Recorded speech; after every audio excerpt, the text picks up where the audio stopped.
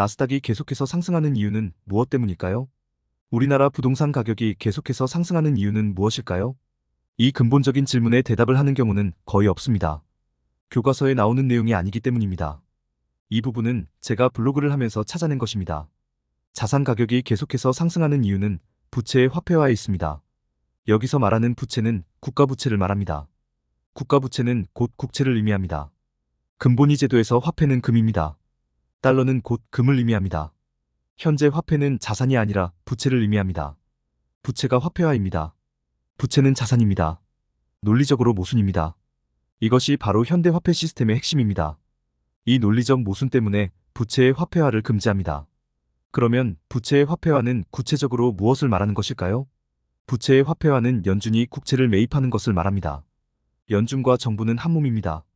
연준이 국채를 매입하면 결국 미국 정부가 화폐를 발행하는 것과 같습니다.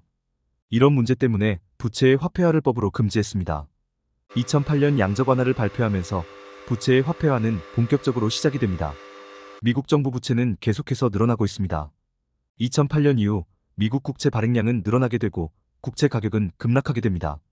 자본주의는 붕괴됩니다. 이때 연준이 국채를 매입하게 됩니다. 2008년부터 연준의 자산은 늘어나기 시작합니다. 2020년에도 미국 국채를 4조 달러 발행하고 이를 연준이 인수하면서 달러는 발행이 됩니다. 주식이나 부동산이 계속해서 상승하는 이유는 직관적으로 화폐 발행량이 늘어나기 때문입니다. 정부가 화폐를 마음대로 찍을 수는 없습니다. 정부는 간접적으로 화폐를 발행합니다. 정부가 국채를 발행하면 중앙은행이 국채를 인수하면서 화폐는 발행이 됩니다. 민주당이 집권하면 부동산이 오르는 이유는 바로 부채의 화폐화에 있습니다. 윤석열 정부 집권 이후 22년 6월 1일 지방선거에 돈을 풀었고 이때 한국은행이 국채를 매입했습니다.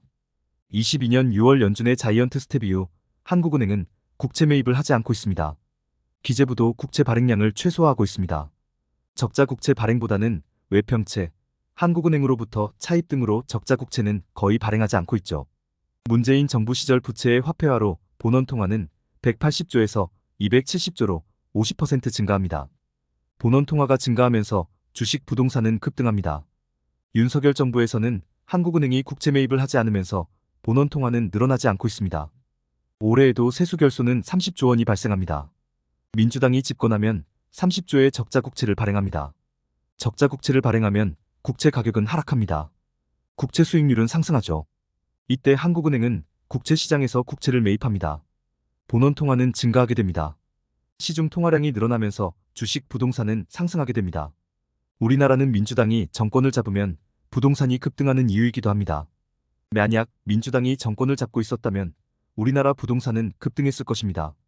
세수 결손이 발생하면 정부는 적자 국채를 발행했을 것이고 한국은행이 개입하지 않으면 국채 수익률은 급등하게 됩니다. 한국은행이 국채를 매입하면서 통화량은 풀리게 됩니다. 문재인 정부 시절 2020년 이후에만 부채의 화폐화로 통화량은 50%가 증가했습니다.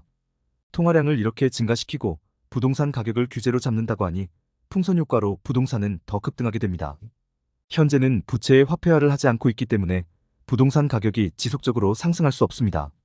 만약 한국은행이 국채를 매입하면 부동산 급등 신호입니다.